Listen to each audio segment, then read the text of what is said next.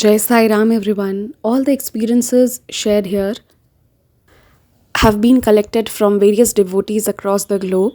These are not my personal experiences. In case you have any doubt or you want to ask any question, you can mention in the comment section below. It will completely depend on the devotees who have shared their experience, whether they would like to reply or not. And of course, any queries related to the channel, you can definitely post in the comment section below or you can mail me. I'll definitely reply you as soon as possible. जय Sai Ram everyone, welcome to the Sai radio. फ़िलहाल तो channel का नाम the Sai radio ही है and I am really confuse कि इसका नाम क्या होना चाहिए। हमने अब तक 3-4 नाम बदल लिए हैं, so it shall now depend on you all. आप भी कुछ सजेस्ट कर सकते हैं। It has yet not been finalised. और इसी के साथ शुरू करते हैं आज का ये सुंदर सा अनुभव, जिसके बाद लास्ट में मैं आप लोगों से कुछ बातें करूँगी। मैं बाबा से तकरीबन जब 12 या 13 साल की होंगी तब से जुड़ी हुई थी, पर मेरा बाबा से बहुत ज़्यादा लगाव जैसे जैसे बड़ी होती गई वैसे वैसे होता गया। At a point of time फिर मैंने रियलाइज़ किया, जब मैंने अपनी ग्रेजुएशन करी, अपनी इंजीनियरिंग की पढ़ाई करी, तब मुझे ऐसा लगने लगा कि मैं शायद बाबा से और ज़्यादा प्यार करने लगी हूँ। ये उन्हीं दिनों की बात है, बाबा की एक ऐसी कृपा जिसे हम कभी नहीं भूल सकते।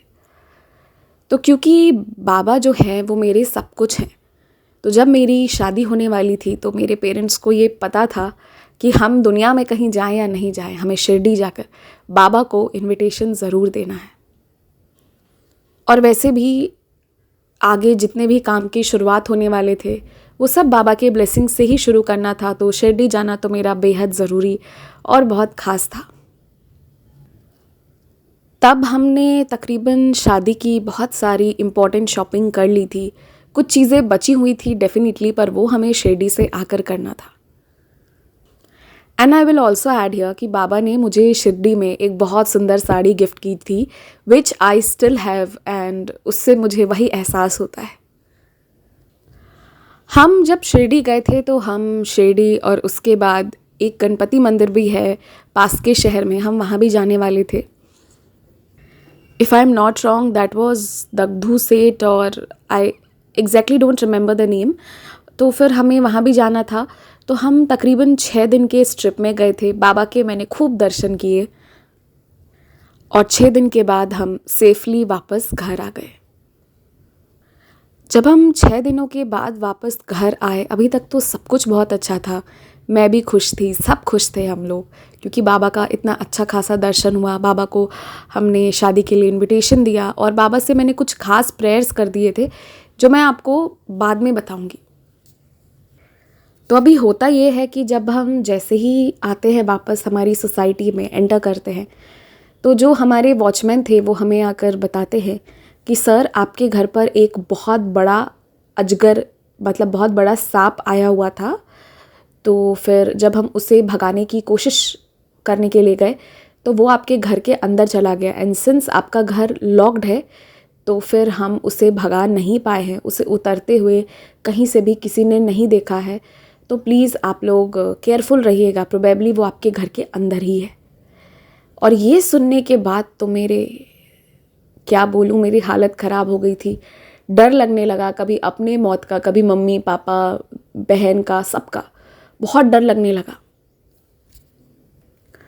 तो फिर खैर वॉचमैन के अलावा और भी सोसाइटी के 2-3 लोग हैं, सब मिलकर हम लोग गए मेरे घर, एंड तकरीबन 3.5 या 4 घंटा हम उसी सांप को खोजते रहे। वो उस पूरे घर पर कहीं नहीं मिला, वो नहीं मिला, और उस चक्कर में पूरे घर की सफाई भी कर दी गई। पूरे घर की तो अच्छी खासी सफाई हो गई और अब कहीं भी वो सांप नहीं मिला। तो फिर सबका यही कहना था कि वो अब चला गया है, क्योंकि अब कहीं नहीं मिल रहा है। आप समझ रहे हैं, 4 घंटे की सफाई, मतलब जो भी अंदर भी जो भी बॉक्सेस थे सब कुछ साफ कर लिया गया, पर वो सांप कहाँ गया किसी को नहीं पता। खैर इसके बाद सब लोग डरे भी हुए थे, पर मैं सबसे ज़्यादा डर गई थी। एंड आई एम शॉक्ड कि मैं बाबा की डिवोटी होते हुए भी सबसे ज़्यादा क्यों डर गई थी। पर मेरा डर बहुत बढ़ गया था। पूरी रात मुझे नींद नहीं आई। बहुत ही टॉर्चरस नाइट था वो मेरे लिए। ये सोचती रहती थी, चेक करती रहती थी कि कहीं सांप तो नहीं चल रहा है, मम्मी पापा ठीक है, मेरी बहन तो मेरे साथ ही सो रही थी। तो इस तरह से वो वाला दिन गुजर गया जिस दिन मैं पूरी रात डरी रही। और सुबह को जब मैं सोने के लिए गई तो मैंने अपनी मम्मी से बोला कि तुम बैठी रहो और मैं सोऊंगी, और मैंने उन्हें लिटरली जगा कर रख दिया था, इतना डर बन गया था। उसी शाम की बात है जब हमारे अपार्टमेंट के जो सेक्रेटरी हैं, उनकी बहुत तेज़ आवाज़ नीचे से आ रही थी ग्राउंड फ्लोर से, एंड उन्होंने जो वॉचमैन है उन्हें लगाया 3-4 थप्पड़। हमें अभी कुछ समझ नहीं आया कि ये क्या हुआ है। जिसके बाद थोड़ी देर के बाद जब सारा सब कुछ सेटल डाउन हो गया तो हमें बताया गया कि ये वॉचमैन के कारण ही अपार्टमेंट में चोरी हो गई थी। He was behind that. वो जो अंकल हैं उनका जो घर है उसके बाहर उन्होंने बहुत सारा वुडन वर्क करवा कर रखा हुआ था, एंड दोज वेयर नॉट जैसे कि हमारे शू रैक्स होते हैं 5, 6 और 10,000 के, वो बहुत कॉस्टली थे। आई डोंट नो वो कहाँ के आए हुए थे, एंड दैट वाज टेकन। तो वो अपने आप में एक अच्छा अमाउंट किसी को भी मिल जाता है, एंड दैट वाज स्टोलन। तो समहाउ इन सेक्रेटरी को कैसे पता चला, that is a long story which I don't think मैं यहाँ कवर अप कर पाऊँगी। तो उसके बाद वो वॉचमैन को बहुत थप्पड़ लगाए, और उसके बाद करते करते करते उस वॉचमैन और पूरे उसके जो गैंग है उसके बारे में सबको पता चला विदिन 2 और 3 days। Now here I will tell you, अभी तक मेरे मन से वो जो डर था ना वो निकला नहीं था, और उसके बाद अब एक नया टेंशन आ गया था। अब लग रहा था कि शादी का समय भी आ रहा है नज़दीक, और क्या चलना शुरू हो गया है, कैसे क्या होगा। तो शिरडी से आने के बाद ना, जहाँ लोगों को कॉन्फिडेंट होना चाहिए कि वो समाधि मंदिर पर चढ़े, सब सही होगा, वहाँ आई वॉज लीस्ट कॉन्फिडेंट। मेरे मन में सिर्फ डर, सिर्फ भय, सिर्फ शक था। खैर, इसके बाद मैंने बाबा से कहा कि बाबा मुझे रात रात भर नींद नहीं आ रही है। मैं अभी तक जैसे उस पीरियड को एंजॉय कर रही थी, सबसे बातें करना, अपनी होने वाले इन लॉज से भी बातें करना, वो अब मुझे अब कुछ अच्छा नहीं लग रहा है। सिर्फ मुझे एक खौफ बैठ गया है सांप का, जो बहुत ज़्यादा है। तो साई सचरित जी भी जब मैं पारायण करी थी ना, घूम घूम के वो चैप्टर्स आते थे जिसमें बाबा ने डिवोटी को की रक्षा करी थी। सांप जो आ गया था वो ड्रेस में रैप अप हो गए थे, तो वो सांप वाले चैप्टर्स ही आ रहे थे, but I was not able to understand unless and until उस दिन फिर एक चीज़ हुई। उस दिन जब वो मतलब उसके पूरे गैंग फिर जब पकड़े गए 3-4 दिनों के बाद, तो फिर वहाँ से एक चीज़ डिस्क्लोज़ होकर आई, निकल कर आई कि वो बेसिकली छोटा मोटा शू रैक वगैरह चोरी करने नहीं आए थे। वो आए थे मेरे घर के ही जो शादी के जो ज्वेलरीज रखे हुए थे, क्योंकि हम सारे ज्वेलरी लॉकर में नहीं रख के गए थे। ये हमारी गलती थी, हमें ये करना चाहिए था। बहुत सारे सेट मेरे मतलब कुछ बहुत सारे मतलब हाँ ठीक ठाक वो जो थे नानी के दिए हुए या जो भी थे, वो सब जो थे वो अंदर घर पर ही रखे रह गए थे, और हम इसी हालत में शिरडी चले गए थे। वॉचमैन को ये तो नहीं पता था कि ज्वेलरी घर पे है या नहीं है, पर शादी का घर है तो कुछ तो उन्हें मिलता, तो इसलिए वो उसके गैंग ने प्लान किया था। पर उस रोज़ जब उन्होंने वो सांप को देखा, जिसे देखकर वो इतना डर गए, जिसके बाद उनकी हिम्मत नहीं हुई कि वो उस सांप को क्रॉस करके जाएंगे। वो इतना विशाल, इतना मोटा सांप उन्हें दिखा, और इतना मोटा सांप जितना उन्होंने डिस्क्राइब किया था, जिसके कारण मुझे खौफ बन गया था। वो शायद इस रीजन में, इस एरिया में मिलते भी होंगे वैसे सांप की, पता नहीं किसी और देश के सांप का उन्होंने डिस्क्रिप्शन दिया था। और वो डिस्क्रिप्शन देते समय वॉचमैन में खौफ था। जब वॉचमैन मेरे घर आया था, आई रिमेंबर, वो 4.5 घंटे की सफाई में पहले तो 1 घंटा वो अंदर घुसने ही से डर रहा था, क्योंकि उसका आंखों देखा हाल था। उतना मोटा अजगर जो पता नहीं कैसे शहर के इस एकदम चलते फिरते इलाके में आ गया हो।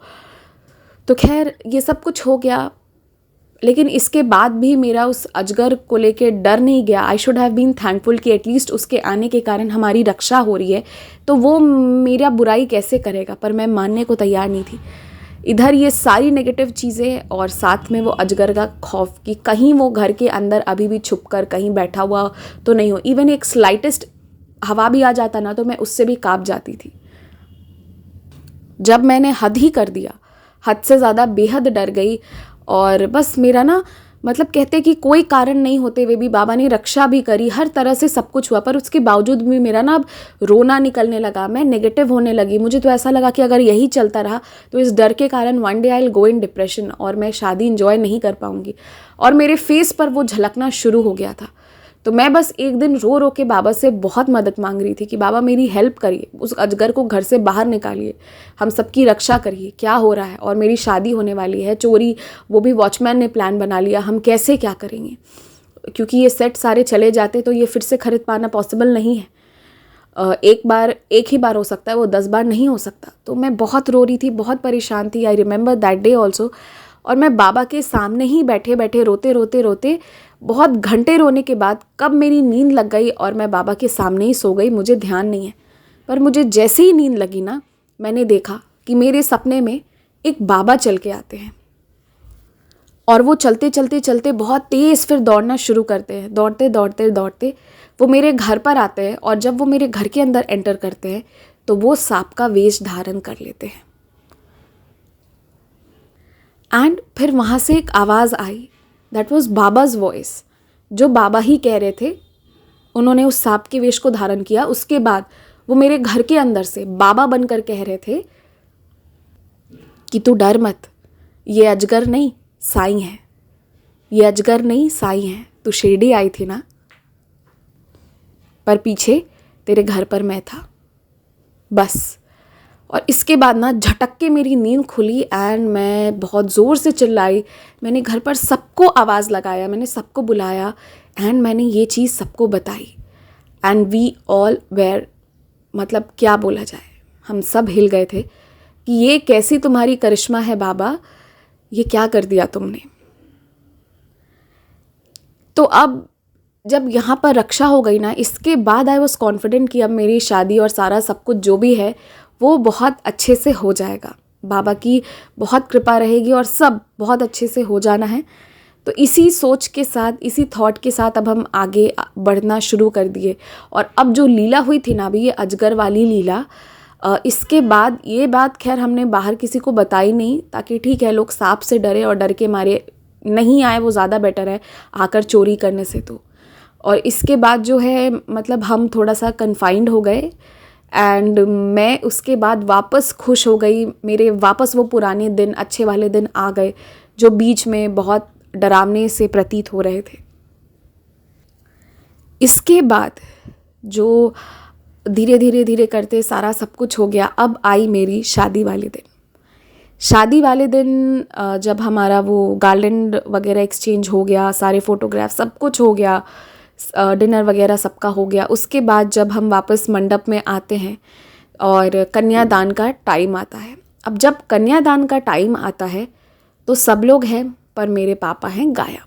एंड सब उन्हें खोजना शुरू कर दी कि अच्छे खासे मेरे पापा जो यहाँ पर थे, एक्चुअली किसी को ध्यान ही नहीं रहा कि पिछले कुछ घंटों से वो गायब हैं, वो यहाँ हैं ही नहीं और कहाँ हैं वो। तो फिर 5 मिनट 10 मिनट हम खोजते रहे, किसी को पता नहीं चला कि कहाँ हैं। और अब मुझे बहुत नेगेटिव फीलिंग आ रही थी, लेकिन फिर बाबा पर मुझे भरोसा था। मैंने बाबा को याद किया, मैंने कहा बाबा आप प्लीज़ मेरी रक्षा करिए, हमारी इज़्ज़त की रक्षा करिए और मेरे पापा जहाँ भी हैं उनको अच्छे से अब आप यहाँ पर ले आइए ताकि मेरी ये शादी हो जाए। क्योंकि शादी के समय में कुछ चैलेंजेस आ रहे थे जिससे मुझे बहुत डर बन गया था। And you will not believe, जैसे ही मैंने बाबा से ये प्रेयर किया, विदिन 2 to 3 मिनट्स होटल का एक स्टाफ आता है और वो कहता है सर आ गए हैं। और वो पता नहीं कहीं बाहर थे, बाहर से अंदर आए और फिर जो है वो हमारी शादी आगे बहुत अच्छे से हो गई। एंड आई रिमेंबर कि मेरे पापा आए, उसके बाद बैठे, उन्होंने कुछ नहीं बताया कि वो कहाँ गायब थे, क्या था क्या नहीं था, बट उन्होंने बहुत अच्छे से मेरे सर पर हाथ रखा। एंड दैट वाज, लोग जनरली बहुत इमोशनल हो जाते हैं, बहुत रोते हैं, बट मुझे ना उस दिन बहुत पॉजिटिव, बहुत अच्छा, बहुत ही अलग फीलिंग आ रही थी। Instead of being emotional I was feeling very energetic and बहुत अच्छा लगा मुझे। खैर मेरे पापा भी आ गए थे, फिर शादी वगैरह सब अच्छे से हो गई। और यहाँ एक चीज़ हुई जो मैंने नोटिस की, मुझे तब पता नहीं चला, मुझे लगा, आई अज्यूम कि शायद मम्मी पापा में कोई बहसा बहसी हो गई है, कुछ तो हुआ है, क्योंकि जो मेरे पापा है वो मम्मी से बात नहीं कर रहे हैं और मम्मी अलग गुस्साई हुई थी कि शादी के समय कहाँ चले गए, तो दोनों का गुस्सा गुस्सी हुआ था, ये उससे नहीं वो इससे नहीं बोले। एंड मेरे पापा फिर बगल में जाके बैठे भी नहीं, तो हमारी शादी और उनका थोड़ा सा झगड़ा चल गया। एंड यहाँ एक चीज़ और हुई, फिर जब मेरी शादी हो गई ना, तो मेरे पापा ने आशीर्वाद दिया हम दोनों को, और मेरे हस्बैंड से वो बोलते हैं कि ये मेरी बेटी है, इसे ना अच्छे से आप रखिएगा तो आपकी बहुत तरक्की होगी। ओके, तो स्ट्रेंज बट ठीक है, जो भी था सही था। एंड उसके बाद फिर मेरी विदाई हो जाती है, हम वापस अपने मैं अपने ससुराल चली जाती हूँ। और हमारा रिसेप्शन जो होने वाला था वो तकरीबन, क्योंकि इनके यानी मेरे हस्बैंड का ही कुछ कुछ ऑफिशियल वर्क से और उनके जो फैक्ट्री है उसके कारणों से उन्हें किसी किसी से मीटिंग और कहीं कहीं मिलने जाना था, तो वो एक्चुअली 1 महीने के बाद रखा गया। इवन हम जो हनीमून पर भी जाने वाले थे वो 2 महीने के बाद ही जाने वाले थे, इन्हें टाइम नहीं मिल पा रहा था, इसके कारण ये चीज़ें होने वाली थी। 1 महीने बाद जब मेरा रिसेप्शन होने वाला था, तब जब मेरे मम्मी पापा आए, तब जब मैंने अपने पापा की हालत देखी ना कि वो पहले से कमज़ोर हो गए हैं एंड वो एक स्टिक लेके वॉक कर रहे हैं, उनके पाँव में चोट है, तो मुझे समझ में नहीं आया कि ये क्या हुआ है। वो ड्रेसअप होके आए थे बट बहुत कमज़ोर और जैसे कि कोई बहुत पेन से निकला हो ना, वो वैसे दिख रहे थे। मुझे कुछ समझ नहीं आया कि ये क्या हुआ। शादी हुई थी तब सब कुछ सही था, अब ये एकदम से क्या हुआ, और इस 1 महीने में मुझे क्यों पता नहीं चला कि ये क्या हुआ है। When I was into all of this, तो मम्मी ने कहा कि तुम्हारे पापा जो हैं वो बिल्कुल ठीक हैं, और तुम जानती नहीं हो कितनी तुम्हारे बाबा की कृपा रही कि तुम्हारे पापा ठीक हैं, तुम अपना रिसेप्शन एंजॉय करो, मैं पूरी बात तुम्हें आराम से बताऊंगी।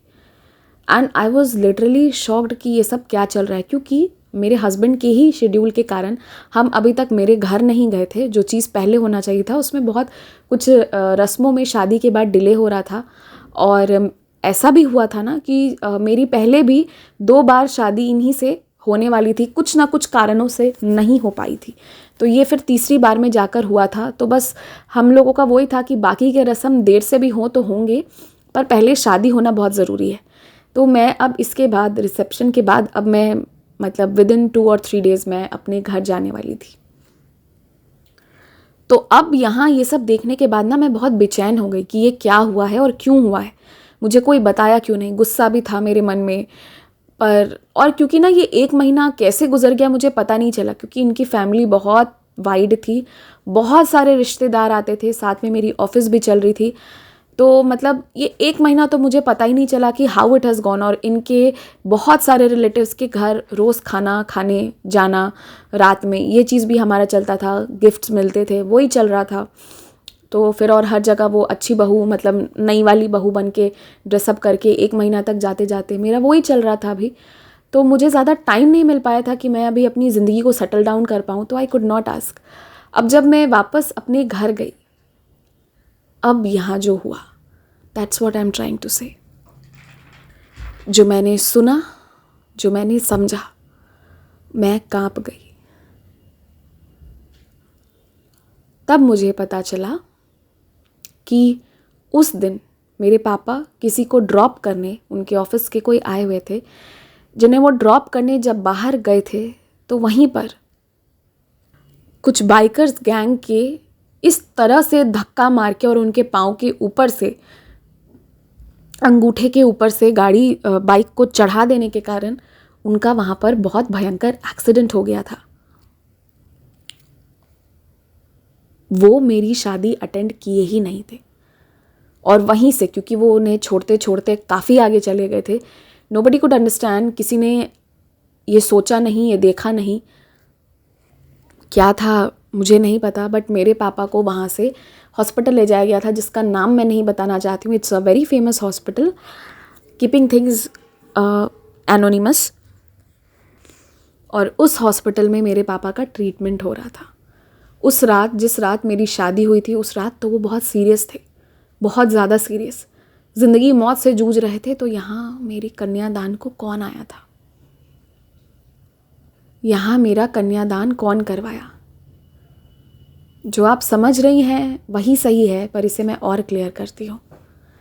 उधर मेरी मम्मी को जिस दिन मेरी शादी हो गई थी, उसके बाद उसी शाम जब सारे रिलेटिव्स वगैरह चले गए थे, तो तकरीबन 8 साढ़े 8 में फ़ोन आया, क्योंकि सारे रिलेटिव्स को छोड़ के वापस घर आने में वापस मेरी मम्मी को बहुत टाइम लग गया था, और वो तो पापा से नाराज़ थी कि वो कहाँ भाग जा रहे हैं शादी के समय, पूरे समय शादी करते रहे और शादी में ही गायब हो जा रहे हैं, और वो फिर से सुबह हमारी विदाई के बाद दिख नहीं रहे हैं, गायब हैं। और इस बार उन्होंने खोजना भी नहीं चाहा, उन्हें आ रहा था गुस्सा। तो 8:30 बजे जब मेरी मम्मी के पास फ़ोन आता है कि ये जो इंसान हैं ये इतने ज़्यादा सीरियस हैं, मतलब ये एक क्रिटिकल केस हमारे पास आया था, और उसके बावजूद ये जो आपके रिलेटिव हैं जो इनके साथ आए हुए हैं, वो ज़बरदस्ती कर रहे हैं। हॉस्पिटल के नर्सेस के साथ डॉक्टर ने फ़ोन करके ये बताना शुरू किया कि वो कोऑपरेट नहीं कर रहे हैं, उन्हें जैसे मन कर रहा है, जो मन कर रहा है, कभी ये बाबा का कभी वो बाबा का वो राख और चूरमा और क्या क्या खिलाए जा रहे हैं। He is not cooperating. अगर ऐसा होगा, पेशेंट अगर मर जाएगा तो हम इसकी जिम्मेदारी नहीं लेते। एंड माई मॉम वो शॉक्ड कि ये क्या बोलने लगा।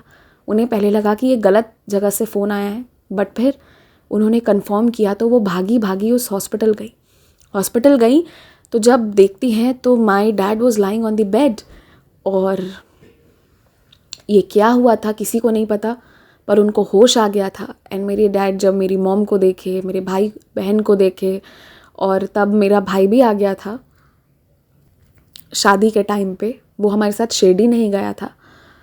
तो फिर वो रो रहे थे, एंड उन्होंने रोते रोते बताया कि तुम नहीं कि उन्होंने पूछना शुरू किया कि मेरी शादी कैसी कब होगी क्या। अब उसके बाद मतलब क्या बोलूँ, ऐसा सिचुएशन हो गया था ना, किसी को समझ में नहीं आया कि वो हुआ क्या।